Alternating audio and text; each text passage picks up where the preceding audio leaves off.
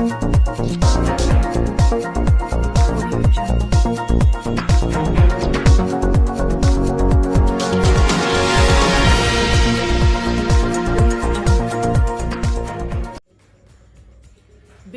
Income support programme से तकरीबन 8.5 लाख लोग निकाले गए और उसकी मुख्तलिफ वजूहात बताई गई। मसलन अगर आपने गैर मुल्की सफ़र किया है, आपने अर्जेंट बेसिस पे NIC कार्ड बनाया है या पासपोर्ट बनाया है या आपके नाम पर गाड़ी की रजिस्ट्रेशन है और या फिर टेलीफोन का बिल जो है वो एक सतह से ऊपर चला गया है, ये वो वजूहात बनी जिसकी बिना पर इतने सारे लोग बेनज़ीर इनकम सपोर्ट प्रोग्राम से निकाले गए।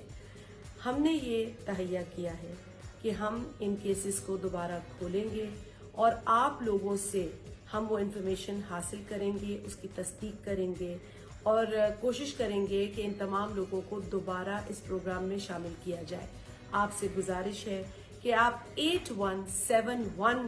के ऊपर अपना शनाख्ती कार्ड नंबर भेजें अगर आप उन 8.5 लाख बेनिफिशियरीज में शामिल हैं जिन लोगों को प्रोग्राम से निकाला गया